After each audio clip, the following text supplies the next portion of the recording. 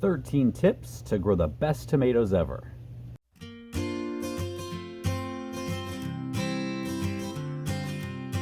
Hey guys, I'm Brian with Next Level Gardening. If you're looking to join an online garden community that offers tips, tricks, and support to help you take your garden to the next level, you're in the right place. Get started now by clicking subscribe and hit the bell so you never miss anything. Now let's get growing. Okay, so why the top 13? Well, today happens to be a very special day in our family. Noah is turning 13 today. I don't even know how that happened. I mean, I know how it originally happened, but 13 years, I don't know where the time went. So he'll be out in a minute to help us finish up the video, but for now, let's get started on number one. Number one, you gotta know the type of tomato you're growing. If you don't, that's a problem because different types of tomatoes are grown different ways. There are four main types of tomatoes: indeterminate, determinate, beefsteak, and cherry. Let's start off with cherry tomatoes. And a lot of these are gonna have supplemental videos that I've done in the past that I will link. I'm gonna link the full How to Grow Tomatoes playlist down below, give you the highlights right now in this video, and then you can go and browse those as needed. Cherry tomatoes are pretty much the easiest and most prolific tomato you can grow. They grow crazy, they produce tons of fruit, and a lot of it is very sweet. Speaking of sweet, I grew a tomato this year that guaranteed, and all of you, or most of you, guaranteed this would be the sweetest tomato I have ever tried. So I thought while we're talking about cherry tomatoes, why not try one of my very first Sun Gold tomatoes? This will be the first taste that I've had, and I'm really hoping that it lives up to the hype. Now, a lot of you know I don't really like red tomatoes, which is what the cherry tomatoes I've grown in the past have been. Well, this one is pretty much the same color of my favorite tomato, the Kellogg's Breakfast. So here we go. I'm gonna taste this tomato and give you my honest opinion, and I really have high hopes for this because you guys really hyped it up. So here we go. Wow. I mean, that tastes like, I know tomatoes are fruit, but that tastes like a piece of fruit, like a really sweet. You guys were not lying. You were not lying at all. If you like a sweet tomato and you like growing cherries, Sun Gold is, wow, it's good. Okay, so cherry tomatoes. Number one thing is we do not prune cherry tomatoes like we prune indeterminate tomatoes, even though cherries are indeterminate, meaning they just grow and grow and grow. Cherry tomatoes are only pruned for disease and just to keep them kind of in bounds wherever you're growing them. Indeterminate tomatoes, like I said, grow and grow and grow and grow, and they don't stop growing until they are killed by frost. And if you don't have a frost in your area, then your tomatoes can pretty much grow through the entire winter. Now, a big question I've gotten is, can you just then, if you live in a no frost zone, like I do, let your tomatoes just grow and then continue on through the next year, just like a perennial? Theoretically, yes, you can. However, tomatoes do tire out when they get super long. So it's just best to, they grow fast anyway, it's best to just plant new seeds the following year and take out the old tomatoes. Now, determinate tomatoes, like aroma tomato, they grow about 3 to 4 feet tall, stop growing, produce all their fruit, and they are done. So the last type of tomato is the beefsteak, and those fall somewhere between determinate and indeterminate in terms of pruning. They do grow like an indeterminate tomato, and we're going to get into pruning a little bit down the tips here. They grow like an indeterminate tomato, they do produce side branches, and they keep growing pretty much until the frost kills them, but they produce a little more fruit on their side branches than indeterminate tomatoes. And so we do leave a few of the side branches on those, which again, I'll get to in the pruning section. Other than that, you grow them just like indeterminate. Tip number 2 is full sun. Full sun. No exceptions except cherries. Cherries will take a little bit of shade, not too much. They like over 4 hours of full sun, but if you give them 5, great, but they will take a little bit less than 6. Every other type of tomato, they need at least 6 hours of full sun every day, and the more the better. Tip number 3 is plant them deep. Tomatoes are one of the only vegetables that actually grow roots along their stem. Wherever the stem touches the ground, it puts down roots. So the more stem you can get under the ground, the more roots you're going to get, the more robust of a plant you're going to have. So when we plant them, you can take the leaves off the stem all the way up, leave a couple of leaves at the top, and dig a deep hole, plant them in that hole, and bury the neck of the plant all the way up to the leaves. You can also lay them on their side. So if it's a taller plant, maybe you've grown it, indoors early for a while, and maybe it's over a foot tall. So take off all the leaves except for the top, lay it flat, since you probably don't want to dig that deep of a hole. Lay it flat in a trench, cover the trench, and you're serving the same purpose of having the roots or having the stem under the ground to grow roots. Tip number 4 is definitely incorporate companion planting with tomatoes. Tomatoes do get a few different types of pests, including the famous tomato hornworm. And companion planting, I did a whole video on this. I'll link it below. But companion planting definitely helps with a lot of different pests, including tomato hornworm. I'll give you one tip without watching that video. Plant lots of basil around your tomato plants. I've been doing that over the last 4 or 5 years, and I think I've had 1, maybe 2 tomato hornworms in all that time. Number 5 is fertilizing correctly. When I plant my tomatoes, I use Neptunes Harvest. I put crab and lobster shell and kelp meal in the hole, in addition to rock phosphate. Now that provides multiple types of feeding throughout the season. Those are all slow release fertilizers, especially the rock phosphate. For exactly how to use these, one of the videos in the playlist below will show you that. But you don't want to give tomatoes too much nitrogen, especially throughout the growing season, because you're going to get a lot of leaves and not a lot of tomatoes, and that's not what you want. So once the tomatoes start producing flowers and fruit, you want to bump up the phosphorus. And so you can use what I use, Neptunes Harvest Tomato and Veg formula, or Neptunes Harvest Rose and Flowering, which really has a high middle number, which is the phosphorus, which encourages bigger and better flowers and fruit. But really go to a low nitrogen once the season is underway and you have the plants producing bloom. Number 6 is correct spacing. Now, if you are growing them up a string or using hooks, like I am behind me, you can get a lot more tomato plants in less space.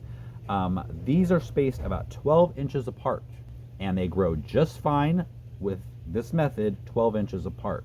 So I think I've got 16 tomato plants right here in a 3 by 7 foot space. That's a lot of tomato plants, right? Now, if you're not growing them up a string or a stick using the cordon method, then you definitely want to put your plants about 2 feet apart. Cherry tomatoes, about 3 feet apart or more. Now, while we're talking about support and the string method, you want to make sure that you support your plants. Now, a simple determinate type of tomato like aroma, you can use a tomato cage just like the kind you find at the garden center. Make sure it's sturdy though, because a lot of those are super cheap and literally the rings fall off, if not by the time you get them home, by the end of the season for sure. So if you're going to get those, wiggle them around a little bit, be a little rough on them, make sure they're going to take a little bit of roughness so you won't have to buy more the next year. You can also do what my grandmother always did, which is what I still do with cherry tomatoes. And I put 4 posts and just wrap string around those posts as the tomato grows so it doesn't flop all over the place. It keeps it contained a little bit. Now for indeterminate tomatoes, I use the cordon method because it keeps the tomato plants off the ground, it reduces disease, it makes bigger and better fruit. I just think it's the way to go. And if you followed me for any time, you know that for sure. That's what I'm doing back here. And the cordon could be growing it up a stake, growing it up a string. These are growing up strings with tomato hooks attached. Now, a lot of you who have grown with my tomato hooks absolutely love it. What tomato hooks allow you to do is get a longer harvest. So if your frost date is after September, what usually happens is your tomatoes hit the top of your trellis and they flop over or they break off and they just become unruly at that point. What tomato hooks do is allow you to take that string off of a hook, let out some string, which lowers the plant down, and you keep doing that as the plant reaches the top of the trellis, let some string out, it lowers it down. So it continues growing just like it does all in the early season, without having to flop, break over, cause disease, and cause a mess. So I have never found a better way to support tomatoes than this method for all of the above reasons. Our tomato hooks have sold out so many times on our website this year, but we do have them back in stock. So I will leave a link below. You can go to my website, nextlevelgardening.tv, click on shop, or there's a picture of the tomato hooks on the home page, and you can get them right there. They're the cheapest. They're the most affordable hooks that I've seen out there that we were able to offer. They're the most affordable hooks that I've seen out there, and they already come pre-strung with weather-resistant, UV-resistant twine. I kind of jumped ahead of myself. Tip number 8 is use the lower and lean method, which is what I just talked about. Lowering the tomato plants. You gotta see the visual. The last video I did, I'll put a special link below. I won't make you look through the playlist, that I really tried after 2 years to find a way to really display this system visually, because that's the way I learn. So I'm just going to make you go down into the video description and click the link. But basically what it allows you to do is grow your tomato plants and harvest your tomatoes through the winter if you have that type of climate, or at least into the early fall. Tip number 9 is prune your tomato plants. Now, I prune my tomato plants in different ways. Number 1, simply I just take off the leaves that start to yellow and turn brown, typically toward the bottom of the plant. So as they do that, I just go through and pluck them off. I also take off excess leaves. If you cannot see through from the front of your tomato bed to the back, then you're going to have an airflow issue, especially if you live in a warm, humid summer climate. You're going to create a breeding ground for bacteria. So just take off excess leaves so you can kind of see through the plants. Now, simply taking off the side growth or the suckers, and that is the growth that appears in the armpit of a tomato. So you've got the main stem coming up, you've got a leaf coming off here, and then some growth happens right there. Snip that off, keep that snipped off all the way up the plant throughout the season, and not only are you going to produce bigger, better fruit along the main stem, because those suckers take energy away from the plant, but you're also going to take away some of that middle growth to keep the airflow moving through the plant and prevent disease. Number 10 is keep the plants evenly moist. You don't want tomato plants to dry out severely and then get a bunch of water. There's a couple of reasons for this. First of all, a dry plant is generally a weak plant. And when they are weak, they invite diseases and pests. Pests and disease attack the weakest plants. The second reason you want to keep a consistent moisture is blossom end rot. Now, a lot of people think blossom end rot is a calcium deficiency, but really it's because the plant has to use water to pull calcium into the plant. And if you don't water, it can't do that. And so 100% of the time when I've had blossom end rot, it's been a watering issue. So keep your plants evenly moist, not too wet. Use the finger method. Stick your finger in the soil a couple of inches, and if you feel moisture, do not water. If you do not feel moisture, then water. If you allow your tomato plants to dry out and then you give them a bunch of water, you're going to get cracking of the fruit. That can be cracking down the sides. It could be along like in a ring around the top or the bottom.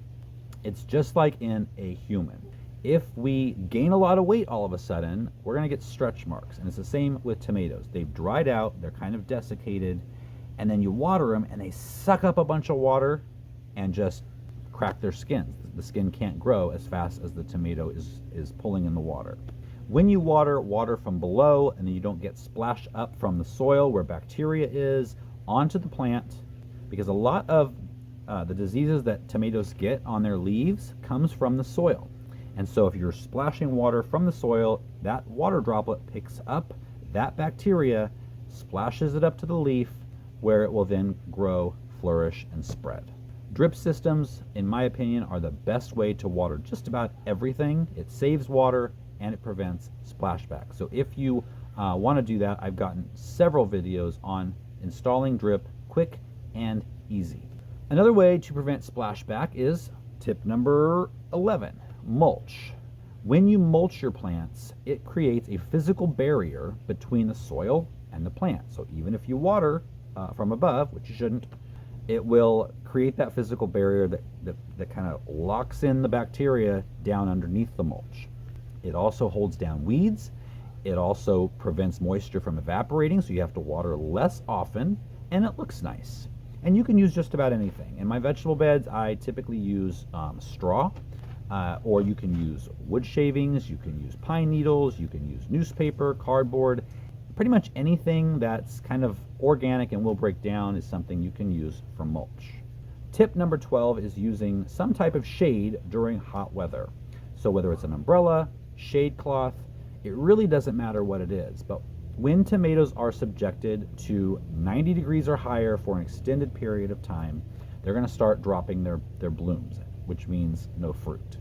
And so if you can just bring down the temperature just a few degrees by adding some 30 to 50% shade cloth, you're going to be able to stop that bloom drop from happening. Now, if you're over 100 degrees, shade cloth will still help keep the plants alive, but they're probably still going to drop their blooms. But if you keep the plants alive, then when the weather cools down, they'll start producing flowers again and fruit. Okay, tip 13. And since it's his 13th birthday, I'm going to bring Noah in to help me with tip 13. Hello. So, what's tip 13? Hand pollinate. Hand pollinate. Sometimes the bees need a little help. We don't have a lot of bees now as we used to, and so they could use some help in the pollination area. Now, interestingly enough, hand pollination is how I taught Noah about the birds and the bees. Gave him the talk with actually squash plants. Yeah, sorry. But it worked. Now, do you remember how we hand pollinated tomatoes? The electric toothbrush, right? The electric toothbrush was one of the ways you do that. Yeah, you can go to the dollar store, get a kid's electric toothbrush. The vibration actually mimics a bumblebee and shakes the pollen. Now, and so all you need to do is shake that pollen a little bit. It creates a puff of pollen, which transfers the pollen from the male portion to the female portion, and then you get a tomato. Mm-hmm. You can also use a paintbrush, or very simply tap on whatever the tomato's growing on to shake the plants a little bit. All right, Boomer decided to join us, but it's the end of the video. That was 13 tips to get better tomatoes than you've ever had before. I hope these tips helped. If they did, please give the video a thumbs up.